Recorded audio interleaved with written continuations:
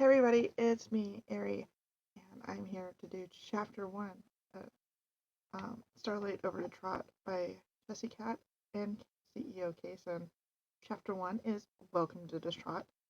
In the decaying metropolis of Detrot, 60 years and one war after Luna's return, Detective Hard Boiled and friends must solve the mystery behind a unicorn's death in a film noir inspired tale of Pony's hard cider conspirator. Oh yeah, murder. So here we go. Um, we're going to jump right into reading. Forward. More than a millennia ago, it is said, one of the Alicorn princesses of Equestria dealt with her siblings' jealousy issues in a fairly novel manner. She transformed into an evil mare of darkness and attempted to plunge the world into permanent night. When this failed, she spent 1,000 years locked in the moon for little crimes against nature. Inexplicably, the very first thing she did when released was attempt precisely the same plan. It ended predictably badly for Nightmare Man, but Luna, apparently cured of her destructive anti-luminary obsession, restored to a position of power. She could be called nothing short of a miraculous turn of good fortune. Most ponies know this tale, or at least what can be categorized as the official version of it. And while yes, it is possible that Luna was just famously neurotic, and that the neurotic alicorn is simply that dangerous. Doubts have stayed the collective hoof of academia from so casually wielding Holcomb's razor. There has never been a solidly acceptable explanation for why Luna remained in power. Celestia is certainly no fool. Her millennia reign was a time of relative peace and wise rulership, returning influence over the moon to her sister after the events of 1,000 years ago, and the practical eventual return seemed to be like giving keys to a liquor store to a recovering alcoholic.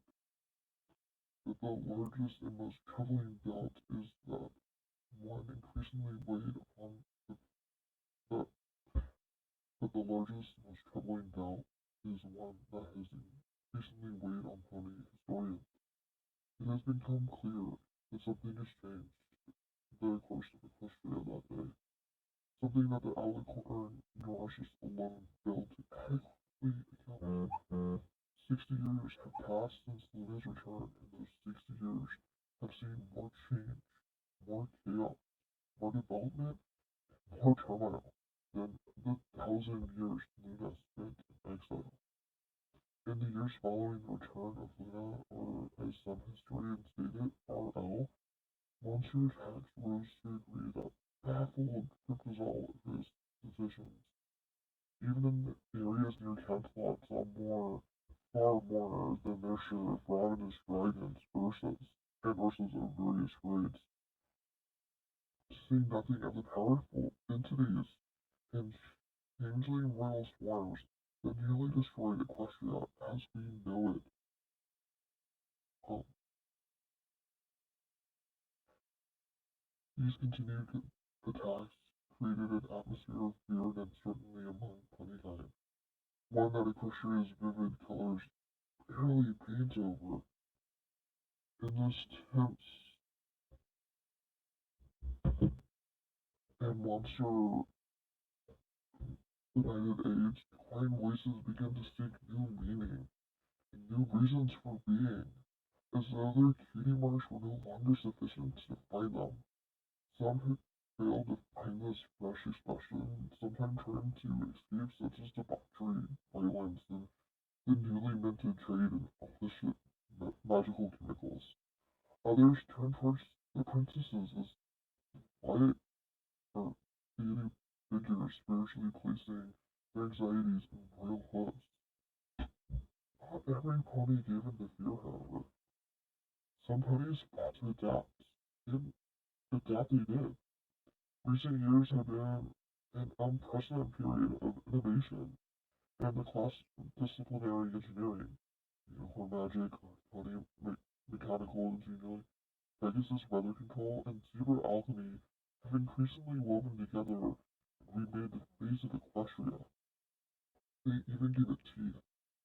Developments like the Skybreaker and the Cloudhammer placed fire and lightning, forces of nature itself, in the hooves of Oni. No allies have changed, and the turmoil, however, would be complete without an allies of the recent events in the city of Detrot. Detrot was originally conceived as a retreat for the royal family, a trading hub, an outpost against the monsters who still, now and again, sought to challenge the equestrian defenses. With the discovery of several rich veins of jewelry nearby, the town grew over decades from those simple beginnings to an economic mecca to rival Camelot itself in scope, if not necessarily in class. Eventually, however, the rush that had bloated Detroit into a vast urban sprawl dried up, leaving it to decay from within. As poverty hopes, as poverty dashed hopes and social pressures degraded orderly society, the city found itself better prepared to deal with the monsters of the wilderness than those of the hearts of its citizens. Spoken by the scholar.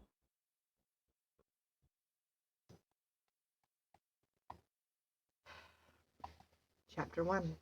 The city, my city. The soft grass beneath my hooves felt good. Pleasant chorus of bird songs drifted over rolling hills. The sweet sun beamed on my face like the smile of the princess herself. The full moon hung in the sky opposite the cheerfully shining star. It's an odd sight. Luna must have overslept. Somehow that seemed perfectly plausible.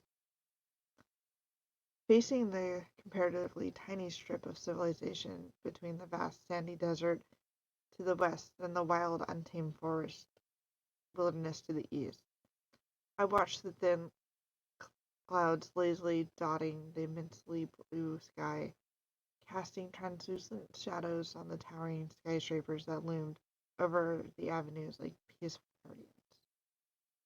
The gleaming streets were full of life, and the ponies rushing to and fro on important businesses.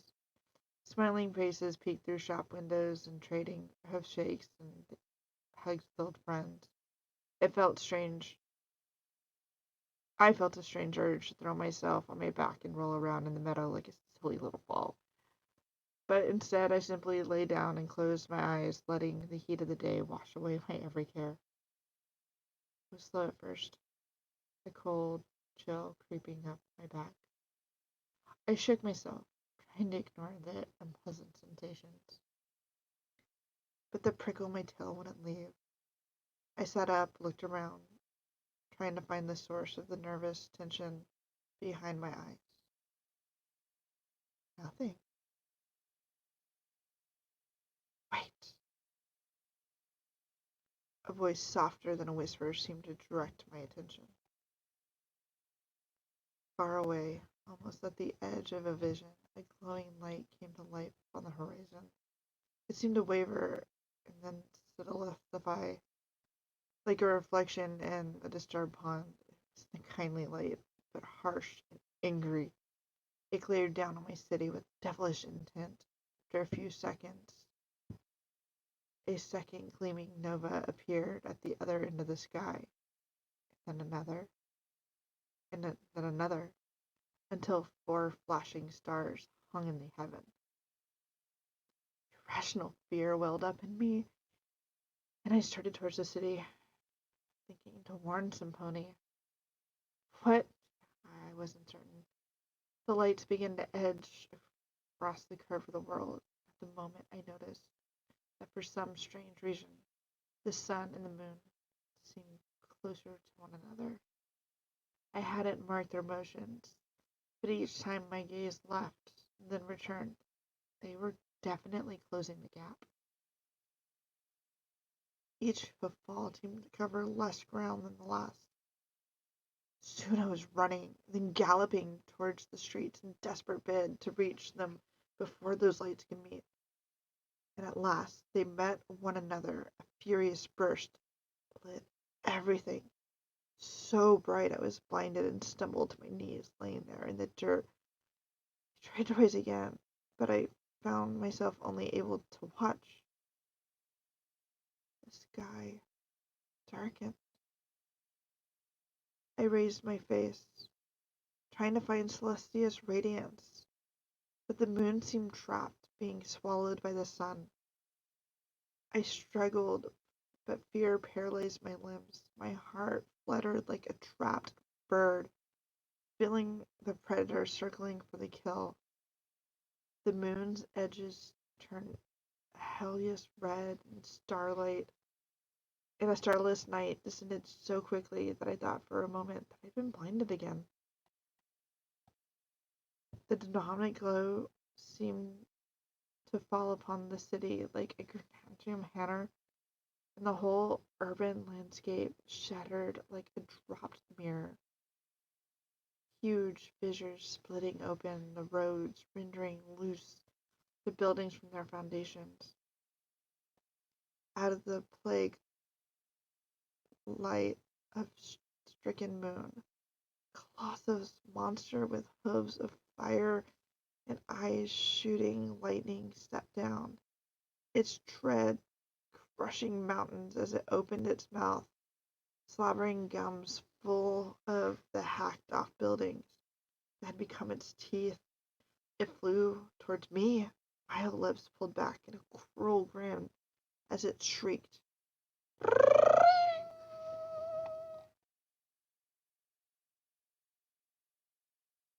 Ring! I buried my face harder in the throw pillow on the end of my couch, trying to will the ringing to stop. My head felt around 3 sizes too small. A little puddle of cold drool had formed around my cheek. Somber, overcast light spilled through the shadowed window.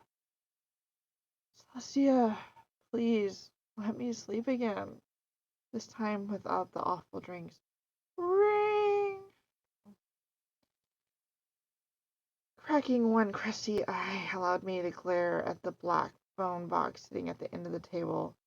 The call button flashed on and off like a malevolent blinking eye, demanding I get up. I slammed my hoof against it, making a spirited attempt to kill the wretched thing. Yeah, that was my first mistake of the day. This had the unintended side effect of picking up the phone. Detective Hardboiled! The voice from the speaker was high, feminine, far too shrill for this time of the morning. After a second, she tried again, albeit more softly. Hardy? Let me check. No, Telly. No pony here by that name. Please call someone else.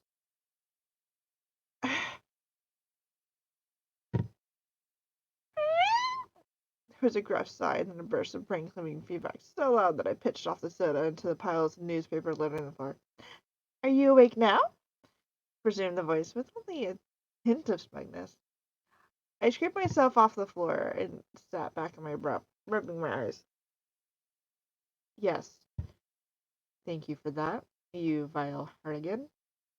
Telly ignored my complaining and gave her microphone a gentle flick. I covered my ears, doing my best not to whimper as the growing headache reminded me of how many of hard ciders I had put me to sleep. You're an hour late. You've got about 45 minutes before the chief said she's going to call broadside over at Pack to send a team to retrieve your cutie mark. She made no mention of the rest of you. I pushed myself up to all fours and then replied in a sickly sweet voice. Good morning, Harody. How are you? Isn't it lovely to be woken up by the telephone and this snarky operator pony who thinks she's a comedian? Careful, or I'll start singing. Either way, get your ass down here. The chief is reaching for her pills for the 4th time this morning. Yeah, warning shot from my hungover brain down to the tip of my tail. The blue brown ones or the purple star ones? Purple stars! Oh, crap. Alright. Tally snickered to herself and closed the line. The bathroom seemed to be about a million miles away, but my bladder was insisting I make the journey. Staggering towards the door, I put one hoof on the flame to stop the swimming ground from reaching up and swatting me on the forehead. The mirror over the sink presented a terrifying image of a wild maiden, black with a mix of too much gray for some pony my age. A dusty gray pelt that should have been sold to a taxidermist ages ago. I momentarily entertained the notion that an intruder had broken in. If so, he should be beaten soundly for going to a robbery at such a state. My flank looked like it had been brushed in days. Yeah, that's because it hadn't. But although the rest of my body was a genuine wreck, my cutie mark still shone brightly, a pair of golden scales balanced in the middle. Can any pony look at their cutie mark without drawing a bit of cheer from it? Yeah, if so, I was coming close. I wasn't quite there yet. I felt the hint of the smile at the corner of my lips. Ponies are defined by those magical little pictures. One of the first things you learn at school. You will find out who you are. That will be a fantastic day. Every pony has one special talent, one thing about them that is uniquely theirs and can never be taken from them. Just imagine all the things you can be. Yeah, if only happiness came with that self-knowledge. Zebras have their cliffs, buffalo might pierce and tattoo and staple every inch of their bodies with their achievements. But ponies have the truth of who they are, right there on their hind ends. Read my ass. I am a crop. Clapping over to the toilet, I grabbed a brush in my teeth, fitting it so the extending arm reached over the sink, pulling it down where I could brush my ebony bane out of my eyes. I cocked a leg over the toilet and relieved the painful pressures of my bladder. If I was a unicorn, I'd just wave my horn and a little magic later, and I'd be in like amazing cover. If I was a Pegasus, I could snag it, cloud, give it a kick, and bathe in the rain. I'm an earth pony. No levitation, no wings, just hooves. Not that I've ever been practically ungrateful for the head-rushing, rib-crushing strength that goes with being an earth pony, but the daily grooming rituals take a lot longer when you're stuck doing them manually.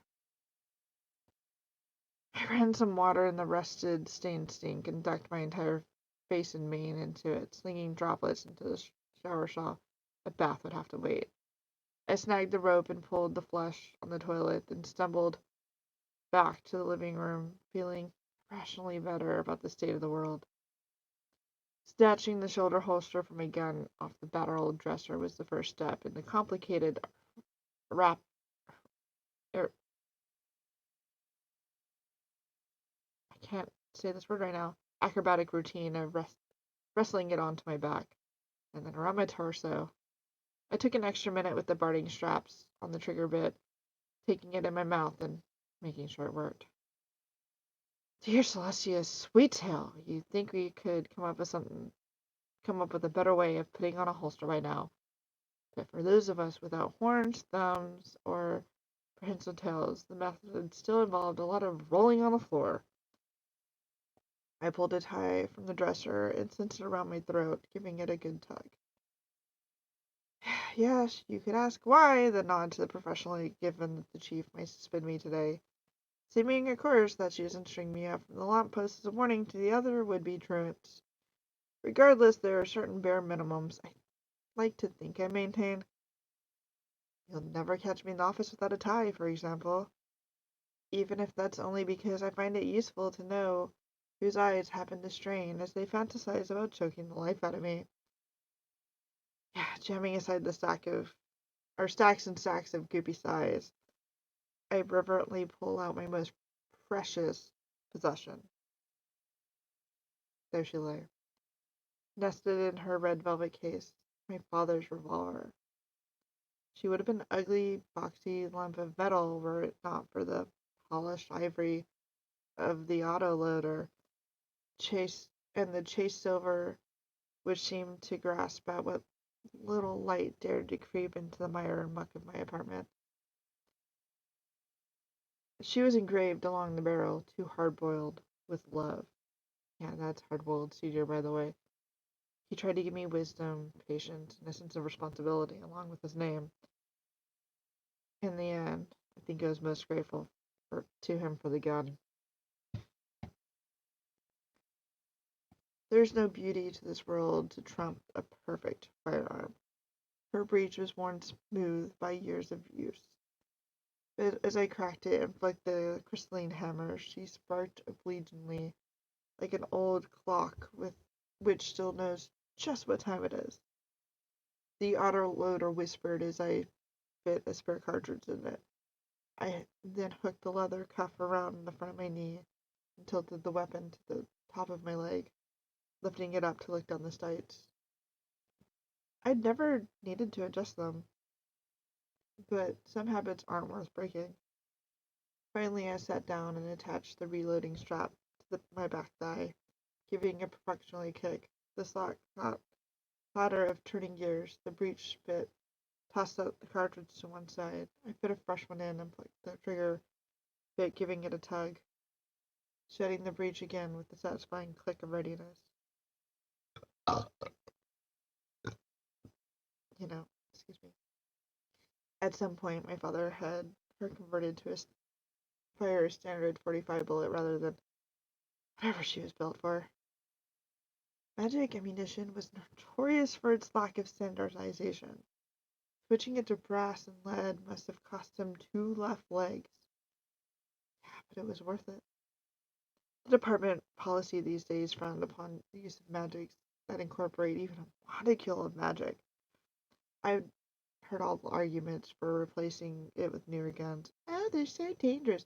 Boo-hoo, the bullets go through buildings. They misfired and turned me inside out. I'd rather replace an eye. Alright, Hardy. Last essentials.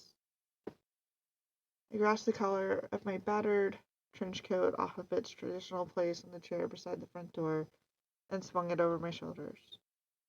The old duster settled over my hips, and suddenly, like magic, I was an officer of the law again. Protector. Savior of the weak. Damned idiot with a badge. I snagged my hat and keys, flipping the ancient and misshapen fedora onto my head and tucking the keys into my pocket. I wiggled my ears until they popped through the holes, and then, at last, feeling alive enough to risk going out with fellow cops dragging me in for vagrancy. Need a drink. Sorry.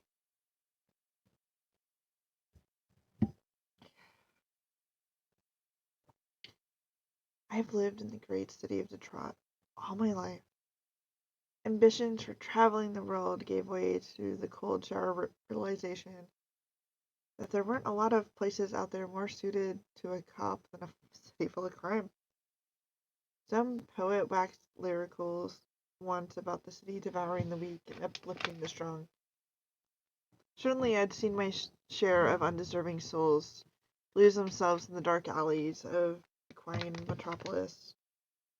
I often found myself fighting the urge to run from my city, to run away into the hills and howl at the moon like timber wolves you can still hear in the distance on some cold, clear nights when the weather factories have powered down for maintenance.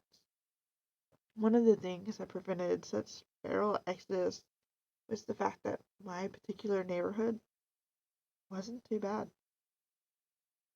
At least, I like to think so. It was one of those little fantasies that helped keep me sane.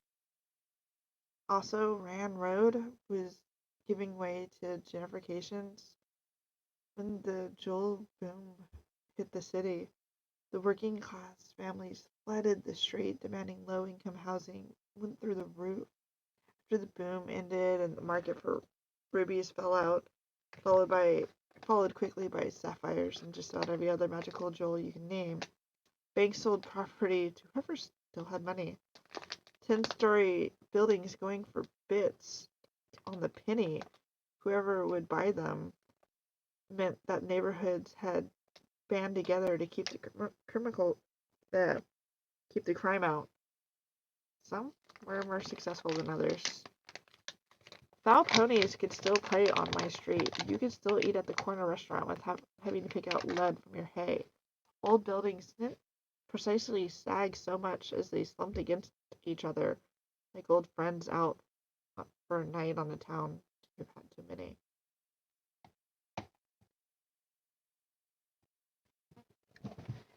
Closing the front door, I shrugged my shoulders up, trying to pull my collar against the pervasive drizzle. My mane, instantly wet, clung to my neck, and I pulled my tail down between my legs, trying to keep it from getting drenched. Thick clouds rumbled ominously. Home sweet home. There was already a cab waiting at the curb, her driver sitting on the hood in what looked like an incredibly uncomfortable position. Both her legs were drawn up under her and crossed one over another. I don't think I could have gotten into that position if my legs had been made of rubber and jammed into a taffy machine. She would have been pretty if she just weren't so aggressively plain. Her pelt was a very close off yellow of a lemon left in the sun just a little too long. She wore no makeup, no clothes, save for a pair of beaten checkered saddlebags, high on her haunches covering her keto marks. Her black and white striped mane was braided in a single whip-like tail that spilled down over one shoulder, hanging almost to her knees.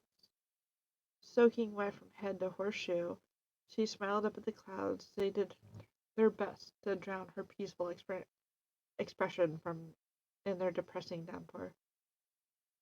A few bumper stickers with slogans like "Keep Equestria green" and "Love thy neighbor, even if you want to set him on fire" festooned the rear bumper of the old but well-maintained taxi, which was painted roughly the same color as its driver.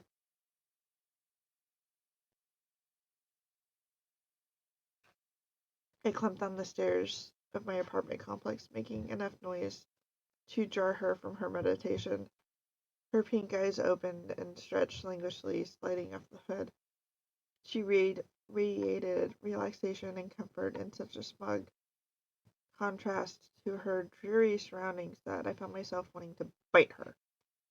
Morning taxi, I take it Chief has been ringing? Oh, she was screaming at me to wake you up or shoot you, something. I turned off the radio right around the time the death threats started. I know you don't sleep very well these days. Even her voice was calm and pleasant. Pulling open the seat, I crawled in, drawing my legs up under me as I settled into the heavily worn veneer. Thanks, sweets. I wish you wouldn't call me that, she grumbled softly, her shoving herself behind the wheel and positioning her not at all unattractive rear against the back of the brace. Back hooves on the brake and gas, front legs wrapped around the edges of the wheel. It always struck me as an awkward position, but Taxi was an earth pony like me. We're good at coming up with ways of doing things that other races can do with a little bit of magic and a lot of noise.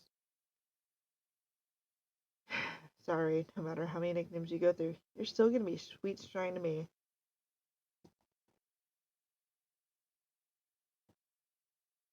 Sweet Strine and I had been friends since both of us were still blank flakes. When we both joined the force, it seemed like we found our place in the world. Though sometimes I'd wonder if she just followed me because nowhere else seemed to fit. Nobody ever really nailed down her special talent, but whatever it was, it made her a brilliant investigator. It was a sad day when she left the force. But after what happened to her cutie marks, yeah, even I wasn't thick enough to ask her to stay. I still don't know whatever inspired her to volunteer to work undercover in narcotics. Those ponies always struck me as a bit off in the head, while Sweet's taxi were basically a kind heart wrapped in an iron shell. She sent the key into the lighting arc under the hood and thrumming arcane engine roared to life. Death is shadowing you tonight, Hardy. You've got a case. God, that wasn't a question. Rain beat a solid tattoo on the cab's windows as we drove toward the old city center. I lay on my side in the back seat, cheek against the glass, watching the passing ponies duck under the eaves of buildings or piling together into a bus to escape the sheer sheets of falling water. Silence was comfortable, familiar, and doing wonders for my headache. The cab's interior resembled some kind of temple to schizophrenic religious exploration. Bearded curtains hung in the back window, and there were deeply ingrained fumes of 1,000 kinds of incense smoke covering up the usual taxi scents. 5 different symbols of the sun and 3 or 4 for the moon hung in various fixtures. Pulled my hat down a little as I caught Taxi's pink eyes watching me in the rearview mirror.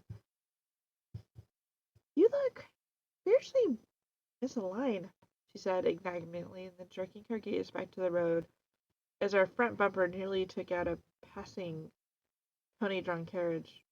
"Is that new?" "I thought that'd been the case for years now. Or is this the part where you ask me why I'm later than usual dragging my tail out of the apartment?" She sniffed, sweeping her beaded mane from one side to the other. "You don't want to talk about it? Then there's no skin off my nose." The silence descended again for just a moment, and I was ready to wrap the silence around myself again like a blanket, and her ears perked. She rent the quiet asunder with her voice full of far too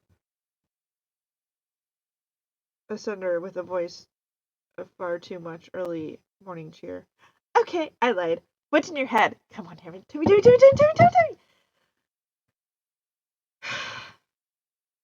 Taxi had the sort of curiosity they generally describe as being lethal to cats. It made her a great cop and interrogator, but sometimes an annoying chauffeur. This time there was nothing for it. I could tell she'd gleefully keep at me all day, or all the way to the police station. I had that dream again. Taxi rubbed her chin under with one unshut hoof. She's one of the few ponies I'd ever met who refused to wear shoes on any account. "Is that the one where the stripper comes out of the cupcake and it's your mother?" I sat up shortly. "What?" "No." Her eyes glittered with mischief. "Oh, was it the one where you're wearing a pretty pink dress and met Celestia at court?" She, uh, I covered my face with my hooves and pulled up my coat to my cheeks, slumping back in seat. Yes, of course, that one. Thanks for the top." She wasn't gonna be put off. "Damn it, Hardy, you're a mopey prick in the mornings. Now tell me, what did you dream about?" My mind flashed back to the demonic beast about crushing my head. I shivered involuntarily. Spark of lights, red evil clips, big monster pony with buildings for teeth. Sink awful. I looked out my window for a few seconds, gathering my thoughts. Her eyes widened just a little, and then she waved a hoof knowingly. "Ah, yes, I see. I see." We were just passing one of those black obelisks comprising the shield. Similar structures sat throughout the city, squatting between buildings or shoved in any convenient nook. This one looked like a huge pyramid, a little taller than it was wide, and each of its 4 sides covered with glowing arcane glyphs.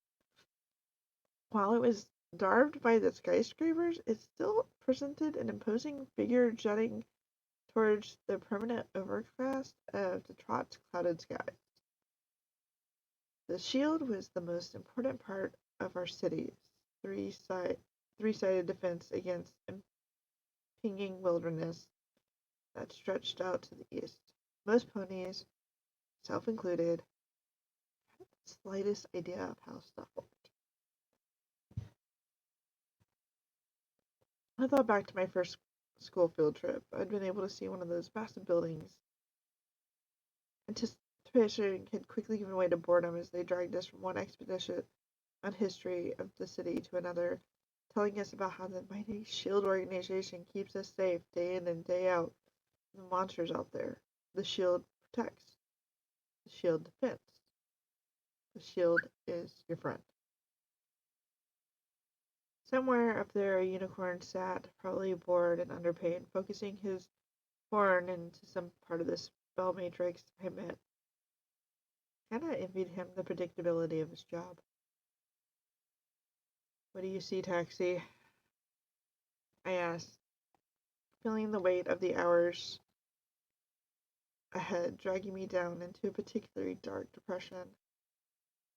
It's not really a common reaction when facing what would most likely be dressing down by the chief of Detrot PD. She peeked over her shoulder. Sorry, I'm moonlighting as a dream interpreter this week. Part of the job is saying, I see, and just ignoring it. Tell me about this nightmare. Or was it a stallion? Wasn't exactly looking between its rear legs, I replied, my nose wrinkled as we passed an open sewer. The smells and sights of the city were slowly bringing a semblance of awakeness to my confused brain. Taxi canted one ear in my direction, using her mother hen voice. I keep telling you, and I'm going to keep saying it until you listen. You need a vacation, preferably before the chief forces a medical leave on you by throwing another chair at your head. We took a vacation 2 years ago in France. Remember? You want a repeat? Oh, come on. That vacation wasn't that bad. I tapped the back of her seat friendly. I spent the weekend in a holding cell. Some checker-headed pony, who shall go unnamed, slipped me a Mickey in the hotel bar, and I ended up with my rental car parked in the town fountain, pissing off the top of it into a statue of Celestia.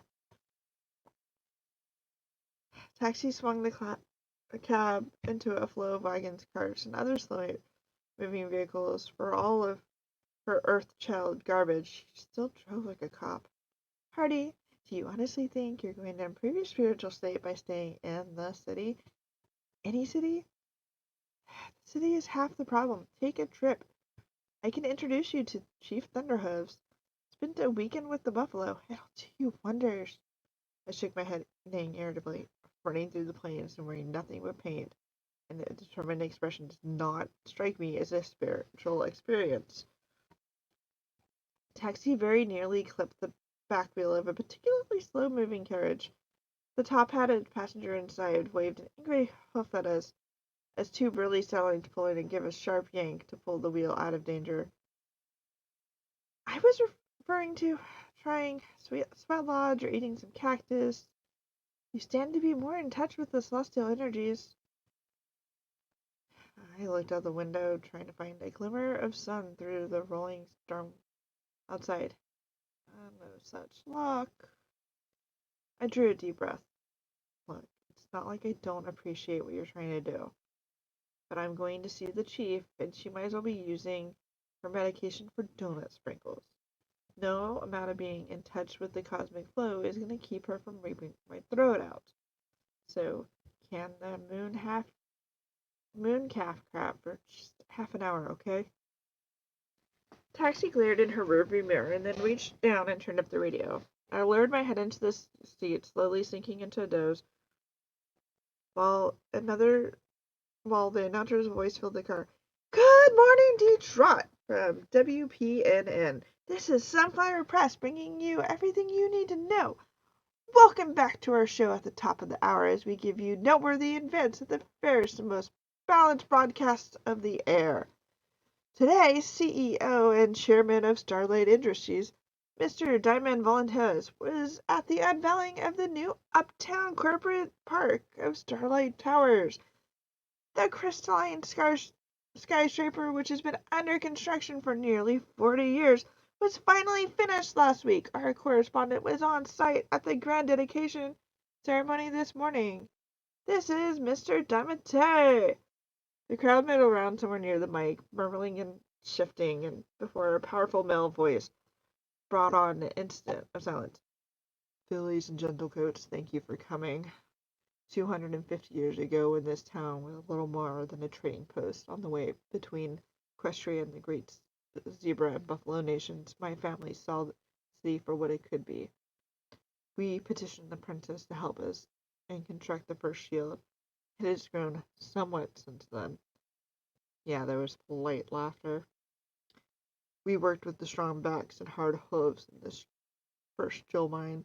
We have never stopped believing in what Detrot is capable of being, and even in our darkest hour, we have thrown ourselves into making the city great.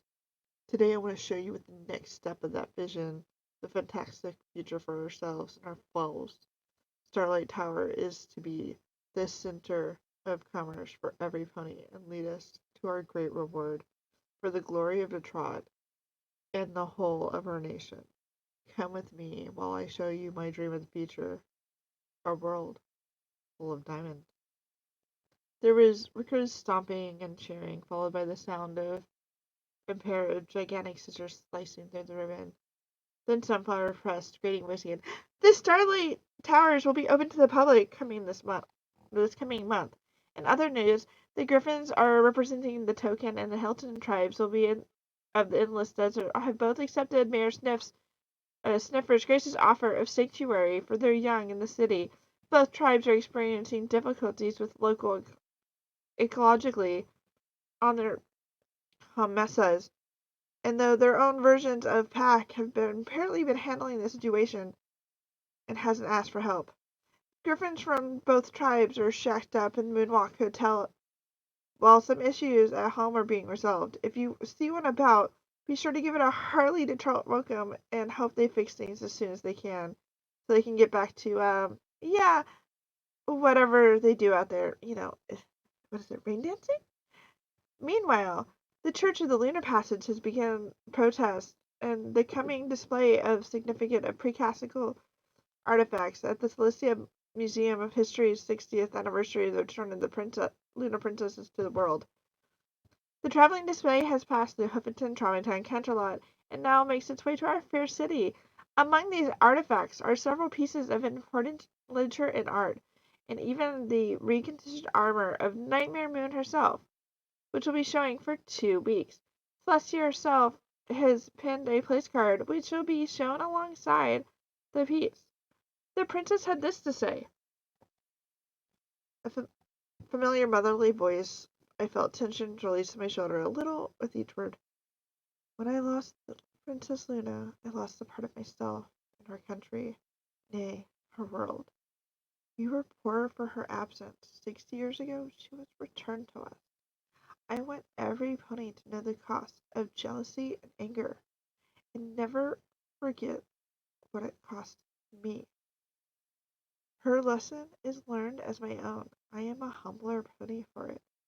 Please, when you see this object, look at it not as a banner of victory, but a physical embodiment of 1,000 years spent apart because we cannot make peace.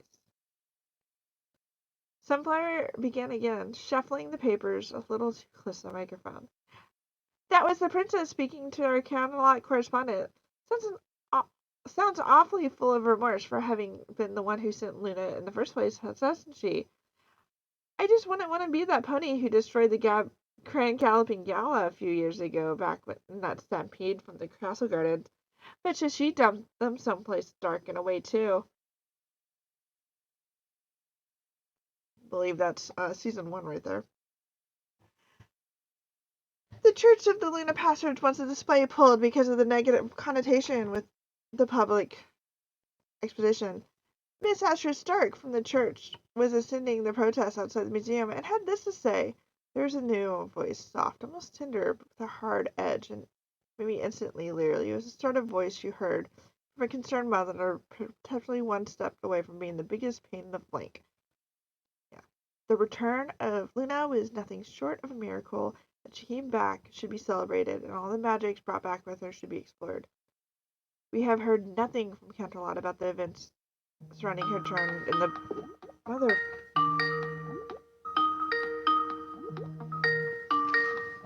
I don't.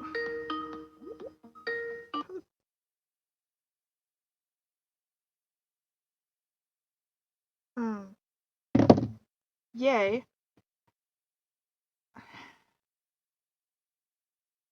Sorry about that. We have heard nothing from Camelot about the events surrounding her return or the ponies responsible for it. And after all these years, that Princess Luna comes back to us should be a sign of redemption is open to anybody, even those who have fallen, if they look for the stars for their guidance. Celestia would have us believe that the vessel of Princess Luna's role is nothing but a shell, but a symbol of her fall into darkness, I say, is abuse and lies. The beings or powers that returned our dear Night Princess to us must be addressed. There are obviously greater things in the depths beyond what we've been led to believe. The label is nothing but a display of the fruits of jealousy. It's to space the majesty of the event and defraud us of the Yeah, I never considered myself religious, but it took about sentences from that beastly mare before my headache was back in full force. Hey, could you cut that awful crap off? I don't want to hear from the loonies this morning. I growled under my breath. Taxi reached down and turned down the volume a few notches, which didn't help immensely, but took the dull throb to a less intolerable level. Looking over her shoulder for a second, she shook her head. Do you have some kind of problem with lunar passage? She asked, slipping the car into neutral just long enough to make the engine snarl maliciously at the rickshaw that was drifting into her lane. Damn it, Hardy. Why does your sense of self-preservation never kick in before your mouth opens? That's exactly the kind of thing that Taxi won't let pass. I inhaled sharply and tried to clear my thoughts of internal phase that had hung over since I oozed off the couch. Morning should be spent in quiet response to the newspaper and a nice clean toilet to throw up into. No, they're fine. No problem with the loonies at all. She maliciously reached for the volume dial, and I jerked for it. Okay. You really need me to answer this? Why in Equestria you never ask me these questions when I'm drunk? Tapping her chin, she grinned hugely. Because for some reason when you're drunk, you're smart enough not to answer them. So lay it out for me. What's your problem with lunar passage? And I can't wait to hear that. I sighed. My head hurt too much to come up with a creative dodge, so I went for the unvarnished truth.